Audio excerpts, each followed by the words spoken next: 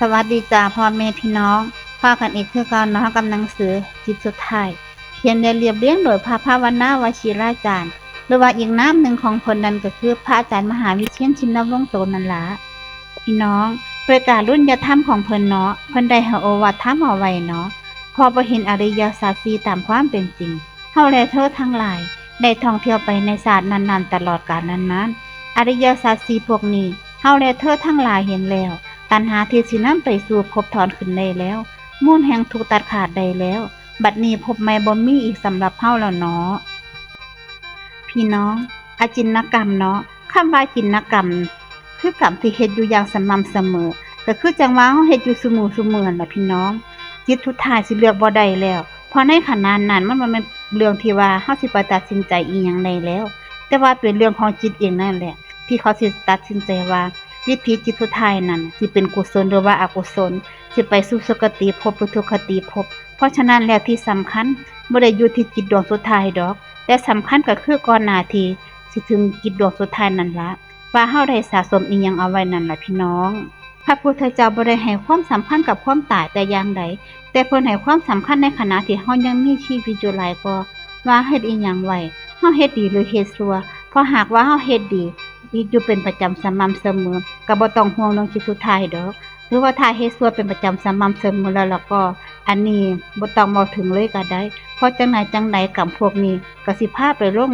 ทุกขติภูมิอยู่ดีนั่นล่ะพี่น้องส่วนที่น่าเป็นห่วงก็คือพวกที่ลุ่มๆดอนๆเนาะที่เฮ็ดดีแหน่เฮ็ดชั่วแหน่และประกอบกับบ่เคยฝึกจิตมาก่อนซึ่งธรรมชาติของจิตมันก็มักไปจมอยู่กับความคิดที่เป็นอกุศลนั่นล่ะ หรือว่าปรุงแต่งในฝ่ายอกุศลอยู่ดูๆถ้าแบบนี้แล้วอาจสิมีปัญหาได้เพราะเฮาบ่ฮู้เลยว่าคติที่สิไปหรือว่าที่สิไปเกิดของเฮานั่นมันคือหม้องใดกันแน่เนาะพระอจินกรรมก็คือจังว่า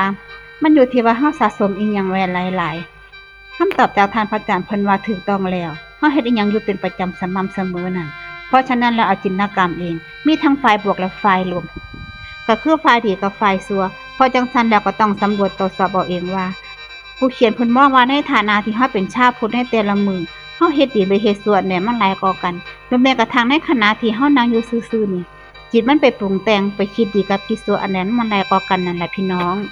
ถ้าปล่อยให้จิตปรุงแต่งไปในทางอกุศลอยู่เรื่อยๆก็คือจังว่าลักลบกดลงอยู่ดูๆอันนี้เป็นตาห่วงเด้อที่ต้องเป็นห่วงเพราะหยังว่าติถ้าหากเฮาปล่อยให้จิตปรุงแต่เรื่องอกุศลอยู่ดูๆแบบนี้ ถ้าวิธีจิตสุดท้ายเฮาดันไปคิดในเรื่องอกุศลเนี่ยเสร็จได้เด้จิตสุดท้ายที่มันสำคัญแล้วเฮาก็เลือกบ่ได้แล้วหากตอนที่เฮาใกล้สิตายไปสมมุติว่าถ้าเฮาเป็นอยู่2เคสเป็นเคสแบบที่ว่าไปแบบกระทันหันกับเคสแบบที่ว่ารู้ว่าใกล้สิตายแล้วก็คือจังว่าเป็นผู้ป่วยที่นอนติดเตียงแล้วฮู้แล้วว่าสิบ่รอดแน่นอนจิตตอนนั้นสิเป็นจังใดเนาะมันสิปรุงแต่งหรือว่าสิคิดเรื่องพวกนี้ขึ้นมา โดยที่เฮาบ่ได้อยากคิดดอกแต่มันคิดของมันเองนั่นแหละพี่น้อง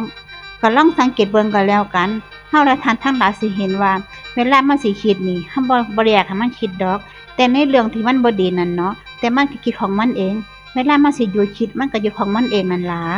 นั่นก็เป็นเพราะว่า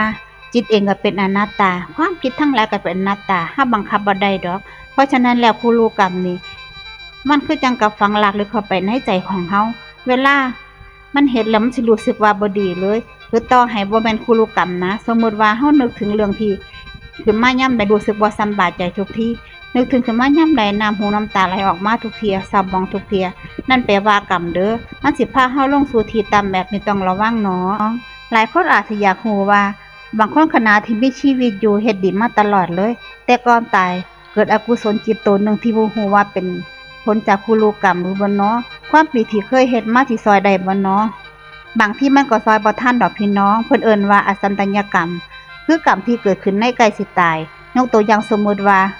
คุณพ่อคุณแม่อุตส่าห์เข้าวัดปฏิบัติธรรมมาตั้งว่าโดนเป็นคนที่มักเจริญภาวนาอยู่เสมอแต่พอใกล้สิตายลูกหลานมาวุ่นวายก่อแข้งก่อขาห้องห่มมองให้สร้างความวุ่นวายห่วงใยให้เกิดขึ้นในขณะนั้นจิตเป็นอกุศลแค่แวบเดียวเด้อก่อนที่จิตสุดท้ายสิเกิดขึ้นมาแวบเดียวเลยนั่นแหละแทนที่สิไปสู่สุคติมันสิลงตามทันทีเลย อันนี้ต้องระวังเลยพี่น้อง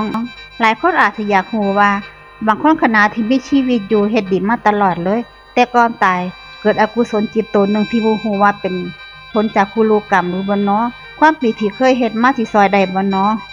บางที่มันก็ซอยบ่ทันดอกพี่น้องเพิ่นเอิ้นว่าอสันตญกรรมคือกรรมที่เกิดขึ้นในใกล้สิตายยกตัวอย่างสมมุติว่าคุณพ่อคุณแม่อุตส่าห์เข้าวัดปฏิบัติธรรมมาตั้งว่าโดนเป็นคนที่มักเจริญภาวนาอยู่เสมอแต่พอใกล้สิตายลูกหลานมาวุ่นวายกอแข้งกอขาห้องห่มมองให้สร้างความวุ่นวายห่วงใยให้เกิดขึ้นในขณะนั้นจิตเป็นอกุศลแค่แบบเดียวเด้อก่อนที่จิตสุดท้ายสิเกิดขึ้นมาแบบเดียวเลยนั่นแหละแค่ที่สิไปสุคติมันสิลงตามทันทีเลยอันนี้ต้องระวังเลยพี่น้องผู้เขียนเพิ่นเคยเตือนญาติโยมดูโดยเฉพาะลูกหลานที่ไปเฝ้าพ่อแม่ปู่ย่าตายายที่ใกล้สิเสียชีวิตแล้วคืออย่าไปห้องห่มห้องหาอย่าไปยืนห้องหาอยู่ไกลๆเพิ่นอย่าไปหายไกลๆเตียงเพิ่นให้ออกไปหายนอกห้องไปห้องให้มันพอเสียก่อนค่อยเข้ามาหาเพิ่นเนาะเพราะคำว่าแล้วคนสิเว้าแต่เรื่องดีๆที่เป็นกุศลให้เพิ่นฟังสวดมนต์ก็ได้สวดให้เพิ่นฟังหาธรรมหาอิหยังมาเปิดให้เพิ่นฟังเพิ่นสิเสียยามใดเฮาก็บ่ฮู้หรือเพิ่นสิรับรู้หรือบ่ก็บ่สำคัญในหน้าที่ที่เพิ่นสื่อสารกับเฮาบ่ได้ก็บ่เป็นหยังดอกแต่ขอให้เอาเรื่องที่เป็นกุศลอย่ามาเว้าแต่เรื่องคาใส่ใจอย่าเอาเรื่องที่ทะเลาะเบาะแว้งกันในครอบครัวมาจมให้เพิ่นฟังเด้ออันนี้เป็นธรรมะสำหรับคนใกล้ตายเลยเนาะที่ต้องดูแลช่วยเหลือคือจังหน้าที่ในการจูงจิตนี่แล้วอย่างนี้เฮาสามารถจูงจิตเฮาเองได้แน่บ่น้องแน่นอนแต่ปัญหาก็คือถ้าเฮาฝึกสติมาแน่มันสิง่ายจักหน่อยขึ้นพอจิตมันเริ่มเป็นกุศลขึ้นมามันสิตัดได้เร็วขึ้นกว่าเก่าแต่ถ้าบ่เคยฝึกมาเลยก็จมอยู่กับความคิดจมอยู่กับอารมณ์ต่างๆได้ง่ายอันนี้เป็นเรื่องยากนิดนึงเนาะตั้งใจแบบใดดีนะพี่น้องแล้วเฮาสิฝึกจิตแบบใดดีเพื่อเต็มตนในจิตสุดท้ายเนาะคำตอบจากผู้เขียนเพิ่นเนาะเฮาฝึกจะเดินสติแบบนั้นเลยจะเดินสติในชีวิตประจำวันนั่นแหละถ้าเฮาบ่มีเวลาที่สิไปเข้าวัดปฏิบัติธรรมอีหยังเป็นเรื่องเป็นราวจริงจังก็ให้ฝึกรู้สึกตัวเพราะว่าสิยืนเดินนั่งนอนฝึกรู้สึกตัวแล้วก็สังเกตเมื่อจิตเจ้าของไป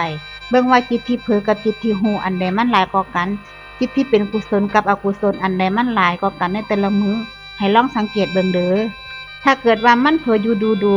ก็สิรู้สึกตัวแปลว่าโมหะมันครอบงำเฮาแล้วล่ะโมหะครอบงำก็แปลว่ามันสิพาเฮาไปเกิดเป็นสัตว์เดรัจฉานในโดยงานนั่นล่ะหรือถ้าปล่อยให้จิตมันพุ่งผ่านหรือโดยความโกรธอยู่ดูแบบนี้มันสิพาเฮาไปลงนรกได้ง่ายๆเนาะหรือว่าจิตมันโลภขึ้นมาโมโหโทสันอยู่ดูมันก็สิพาเฮาไปเป็นเปรตเด้อเป็นอสุรกายได้ง่ายๆนั่นแหละพี่น้องต้องระวังเนาะเพราะฉะนั้นแล้วต้องมาสังเกตบนจิตเจ้าของแบบนี้พอเฮารู้สึกว่าจิตเฮามันคือมาปรุงแต่เรื่องอกุศลแท้ก็ให้รู้ทันเดี๋ยวนั้นเลยอย่าไปหามมันเด้อพอเฮาหามันบ่ได้ดอกให้รู้ทันทีว่าอ๋อตอนนี้นะเฮากำลังเครียดอยู่เฮากำลังโกรธอยู่ก็ให้รู้ทันมันตอนนี้กำลังโลภอยู่ก็ให้รู้ทันมันตอนนี้กำลังหลงอยู่ก็ให้รู้ทันมันบ่รู้สึกตัวก็ให้รู้ว่ามันบ่รู้สึกตัวอยู่แค่นั้นเองนะพี่น้อง